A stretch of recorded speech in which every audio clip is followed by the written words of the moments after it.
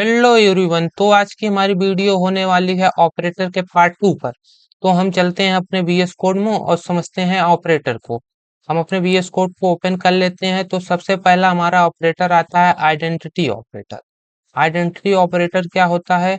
इसमें हम पता करते हैं कि हमारा जो वेरिएबल है वो सेम वैल्यू को सेम वेरिएबल में स्टोर करा रहा है कि नहीं करा रहा है। तो इसका आंसर बेसिकली ट्रू और फॉल्स में आता है। तो मैं आपको एग्जांपल से इसको समझाता हूँ। तो मैंने ए वेरिएबल एक बना लिया जिसमें मैंने 30 को स्टोर करा दिया, और मैंने एक वेरिएबल बी बनाया जिसमें मैंने 40 को स्टोर करा दिया, और मैं एक वेरिएबल सी बनाता हूँ जिसमें मैं ए की वैल्यू को सी में स्टोर करा रहा हूँ। तो मैं इसको प्रिंट कराऊंगा, प्रिंट ए इज बी। क्या ए और बी सेम वेरिएबल में है? तो यहाँ से मैं कोड को रन कराऊंगा। तो यहाँ से आपको फॉल्स आंसर दिखेगा। तो यहाँ से आंसर फॉल्स में आ रहा है। क्यों? क्योंकि ये ए और बी सेम वेरिएबल में नहीं है। मैं चेक करता हूँ, प्रिंट ए इज सी। यहाँ से आपको आंसर ट्रू में मिलने वाला। क्यों? क्योंकि ए में 30 था तो मैं ए के वेरिएबल को सी में स्टोर करा दिया। यह सेम वेरिएबल में है, इसी वजह से यहाँ से आपको ट्रू मिलने वाला है। तो यहाँ से मैं कोड को रन कराऊंगा। तो यहाँ से आप देख रहे होंगे, यहाँ से ट्रू आपको आंसर मिल गया होगा। ये जो फॉल्स है ये पहले वाले का है, और जो ट्रू है ये दूसरे वाले का है। तो यहाँ से आपको बेसिकली समझ में आया होगा कि हमारा आइडेंटिटी ऑपरेटर कैसे काम करता है। इसी में आइडेंटिटी ऑपरेटर में ये मैंने इज का यूज किया। अब इसमें होता है इज नॉट। तो यहाँ से प्रिंट मैं क्या कराता हूँ, प्रिंट यही सेम जो मैंने ऊपर कराया था, ए इज नॉट बी। तो यहाँ से ट्रू वैल्यू आपको मिलेगी। क्यों ट्रू मिलेगी? क्योंकि ए इज नॉट बी, ए और बी सेम वेरिएबल में नहीं है, ये मैंने कहा है। तो यहाँ से आपको ट्रू देखने को मिलेगा। तो यहाँ से मैं कोड को रन कराया, यहाँ से आपको ट्रू दिख रहा होगा। क्यों? क्योंकि मैंने यहाँ से दे दिया है कि ए और बी जो है सेम वेरिएबल में नहीं है। तो यहाँ से आपको ट्रू आंसर दे रहा है। तो यहाँ से मैं बेसिकली एक और कोड को रन करा के आपको दिखाता हूँ, print print A is not C. A और सी सेम वेरिएबल में है, पर यहाँ मैंने दिया है ए इज नॉट सी। ए और सी सेम वेरिएबल में नहीं है, मैंने बोला है। तो यहाँ से मुझे फॉल्स मिलने वाला है। तो यहाँ से मैं कोड को रन कराऊंगा। तो यहाँ से आपको दिख रहा होगा कि यहाँ से फॉल्स में आंसर आ रहा है, यहाँ से फॉल्स में आंसर आ रहा है। तो आपको आइडेंटिटी ऑपरेटर अच्छे से समझ में आया होगा। अब हम बढ़ते हैं अपने नेक्स्ट ऑपरेटर की तरफ, जो हमारा है मेंबरशिप ऑपरेटर। मेंबरशिप ऑपरेटर क्या होता है, एग्जाम्पल समझते हैं। जैसे हमारे कॉलेज में अटेंडेंस होती है। तो कॉलेज में अटेंडेंस होता है तो हमारी एक अटेंडेंस रजिस्टर होता है, उसमें कई सारे बच्चों का नाम लिखा होता है। तो उसमें हम चेक करते हैं कि आज अमन प्रेजेंट है कि नहीं प्रेजेंट है, सुमित प्रेजेंट है कि नहीं प्रेजेंट है, राज प्रेजेंट है कि नहीं प्रेजेंट है। तो हम समझते हैं इसे कोड से। तो मैंने ए नाम का एक वेरिएबल बनाया, और मैंने इसमें एक लिस्ट क्रिएट कर रहा हूँ। तो मैं एक लिस्ट यहाँ से क्रिएट कर रहा हूँ, इसमें मैं दे दे रहा हूँ अमन। अमन अमन और यहाँ से मैं नाम दे दे रहा हूँ राज, कामा लगा के। और मैं यहाँ से नाम दे दे रहा हूँ प्रेम। प्रेम मैं यहाँ से 3 नाम दे दिया हूँ ए वेरिएबल में। और मैं इसमें चेक करूंगा कि इसमें प्रेम प्रेजेंट है कि नहीं प्रेजेंट है। तो यहाँ से मैं प्रिंट करा रहा हूँ, प्रिंट प्रिंट ए इन। मैं यहाँ से प्रिंट कर रहा हूँ अमन अमन अमन इन ए। तो यहाँ से मैं कोड को रन कराऊंगा। जैसे ही मैं कोड को रन कराऊंगा तो यहाँ से आपको आंसर दिख रहा होगा कि यहाँ से दिखाएगा ट्रू। ट्रू यहाँ पे आ गया है। मैं इन सबको डिलीट कर दे रहा हूँ तो आपको क्लियरली समझ में आएगा। तो मैं इसको डिलीट कर दे रहा हूँ और फिर से कोड को रन करा रहा हूँ। तो यहाँ से मैं कोड को रन कराया तो यहाँ से ट्रू आपको देखने को मिलेगा। यहाँ से ट्रू मिल रहा है, क्यों मिल रहा है? क्योंकि ये जो अमन है ये ए में प्रेजेंट है। जैसे हमारा ये ए मान लो कि अटेंडेंस रजिस्टर है और अमन क्लास में प्रेजेंट है। तो अमन क्लास में प्रेजेंट है तो इसी वजह से यहाँ से ट्रू वैल्यू दे रहा है।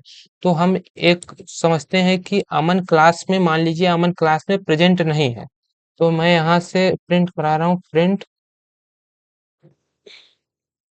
अमन, print Aman in not not in A. क्या अमन ए में प्रेजेंट नहीं है? तो यहाँ से मैं कोड को रन करा रहा हूँ तो यहाँ पे मुझे वैल्यू फॉल्स मिलेगी। तो यहाँ से हमारा वैल्यू फॉल्स आपको दिख रहा होगा, यहाँ से फॉल्स आ चुका है। क्यों फॉल्स आ चुका है? क्योंकि अमन हमारा ए में प्रेजेंट है और मैंने क्या बोला है, अमन ए में प्रेजेंट नहीं है। तो प्रेजेंट है तो इसी वजह से हमारा फॉल्स आया है। तो आप, आई होप आपको समझ में आया होगा मेंबरशिप ऑपरेटर किसे कहते हैं। अब हम बढ़ते हैं अपने नेक्स्ट ऑपरेटर की तरफ जो हमारा है असाइनमेंट ऑपरेटर। असाइनमेंट ऑपरेटर को हम एग्जांपल से समझते हैं। जैसे मान लीजिए हमारा बैंक अकाउंट है, बैंक अकाउंट में हमारा मान लीजिए 100 रुपीज है, एक एग्जांपल, और मैं उसमें कुछ 15 रुपए ऐड कर रहा हूँ, या मैं उसमें 2 गुना उसका कर रहा हूँ, 100 गुणे 100 कर रहा हूँ, या मैं 100 में से 20 रुपीज निकाल रहा हूँ। और भी मैं इसमें से आपको एग्जांपल से समझाता हूँ कोड से, तो आपको अच्छे से समझ में आएगा। जैसे मान लीजिए मैंने ए वेरिएबल में, मान लीजिए आपके अकाउंट में 1000 रुपए है, तो 1000 रुपए आपके account A plus is equal to 200। A equal to 200 क्यों हो गया? क्योंकि वही सेम हो गया कि मैं ए में 200 ऐड कर रहा हूँ। तो यहाँ से प्रिंट करा रहा हूँ, प्रिंट ए। जैसे मैं ए को प्रिंट कराऊंगा यहाँ से आपको 1200 रुपए यहाँ से आपको दिख रहा होगा। यहाँ से आपको 1200 रुपए आ गया होगा। यहाँ से देख, यहाँ से 1200 रुपए आपको दिख गया। यहाँ से 1200 क्यों दिख गया? आपको समझ में आया होगा कि पहले 1000 था और यहाँ से 200 रुपए और ऐड किया हो। अब हम बढ़ते हैं अपने नेक्स्ट ऑपरेटर की तरफ जो हमारा है। जैसे मेरा 1000 रुपए है और उसमें से मैं 500 रुपए अपने अकाउंट से निकालना चाहता हूँ। तो यहाँ से मैं प्रिंट कराऊंगा, प्रिंट प्रिंट पहले यहाँ से मैं ए माइनस ए, ए से ही निकाल रहा हूँ ना, 1000 में से ही 500 रुपए निकाल रहा हूँ, इक्वल टू 500 रुपए। प्रिंट प्रिंट कराऊंगा यहाँ से ए को। जैसे ही मैं ए को यहाँ से रन कराऊंगा कोड को, यहाँ से आपको दिख रहा होगा कि यहाँ से आपके अकाउंट में अब कितने बचे हैं, 700 रुपए।